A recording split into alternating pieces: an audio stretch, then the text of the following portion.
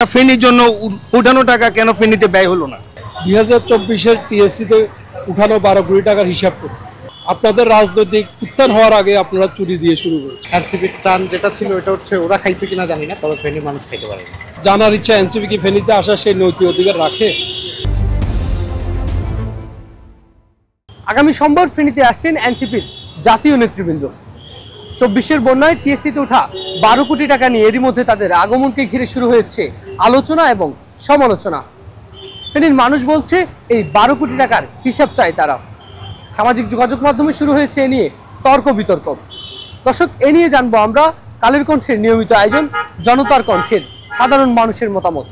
জানাতে পারেন আপনিও আপনার স্বাধীন এবং নিরপেক্ষ মন্তব্য। সঙ্গে আছি আমি এমএ আকাশ। আমাদের আত্মীয় স্বজন পরিচিত জন যারা ঢাকায় থাকে তারা তাদের সঞ্চিত ব্যাংকের ছোট ছোট বাচ্চারা ব্যাংকের টাকা ভেঙে হাতের বালা কানে দুল সহ তাদের যা ছিল তা ফেনীর লোকদের জন্যই ওইখানে লাইন ধরে টাকা দিয়েছে টিসিতে, যেন এগুলি আমার যারা ফেনীবাসী ওদের জন্য। এখন আমাদের প্রশ্ন হচ্ছে যে টাকাটা উঠেছে ওই টাকাটা ফেনীর জন্য উঠানো টাকা কেন ফেনীতে ব্যয় হলো না? আমাদের ফেনী অনেক ঘরবাড়ি, আমরা এই ধরনের বেশ কিছু উদ্যোগ নিয়েছি কিন্তু আমরা কোনো ফান্ড পাইনি। আমাদের কমপ্লেন আমাদের টাকা আমাদের এলাকায় হইতে হবে খরচ, এর বাইরে টাকাটা কেন গেল এটার জবাব দিতে আমরা চাই। এনসিপি কি ফেনীর জন্য কোনো ত্রাণ পাঠাইছে কিনা আদৌ আমার জানা নেই। ত্রাণ যা হচ্ছে আপনার ফেনীর বাসী যারা ছিল তারাই হচ্ছে ত্রাণটা। এনসিপির ত্রাণ যেটা ছিল এটা হচ্ছে ওরা খাইছে কিনা জানি না, তবে ফেনীর মানুষ খাইতে পারে না। ওনারা আসছে জাস্ট ডিসি অফিসে বসেছিল, ত্রাণের জন্য গেলাম, 10 প্যাকেটের জায়গায় 5 প্যাকেট দিল বা 1 প্যাকেট দিল, দিয়ে বের করে দিল। ওরা যদি সোমবারে আসে তাহলে আমাদের কথা হচ্ছে আমাদের যেই ফেনীর জন্য যেই ত্রাণের টাকাটা উঠছিল ওটার হিসাবটা যাতে ওরা আমাদেরকে দিয়ে। টানা সপ্তমবারের মতো বেস্ট টিস্যু পেপার ব্র্যান্ড হিসেবে স্বীকৃতি পেয়েছে বসুন্ধরা টিস্যু। ওই সময় তারা ত্রাণটা না দিয়া আমাদের, তারা যদি ওইটা যদি প্রধান উপদেষ্টা ত্রাণ তহবিলে জমা দেয় তাহলে এই টাকাটা কেন তারা তোলা হয়েছে? ওই সময় আমরা তখন ক্ষুধার্ত ছিলাম, আমরা তো অক্টোবরে আসি তো আর ক্ষুধার্ত আমাদের ছিলাম না।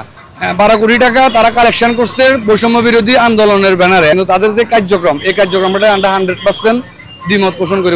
ওনাদের কার্যক্রমটাকে সঠিকভাবে পরিচালিত করতে পারে নাই। জানার ইচ্ছা এনসিপি কি ফেনীতে আসার সেই নৈতিক অধিকার রাখে? 2024-এর টিএসসিতে উঠানো 12 কোটি টাকার হিসাব করুন। ফেনীর জনগণ জানতে চায়। জন্ম হোক যথাযথ, কর্ম হোক ভালো।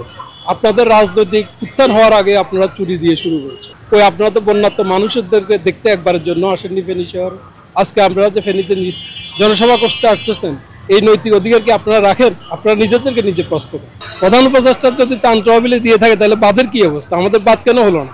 আমরা কেন এবার 2025-এর বন্যা ভাসতে হলো?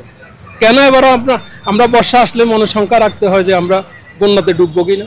আপাময় জনসাধারণ দলমত নির্বিশেষে এক হওয়া উচিত। এই টাকার হিসাব ওনারা ফেনীতে আমাদেরকে দিয়ে যাক। ফেনীতে আসুক, আমাদের সমস্যা নেই, কিন্তু আমাদের টাকার হিসাবটা আমাদেরকে বুঝিয়ে দিয়ে।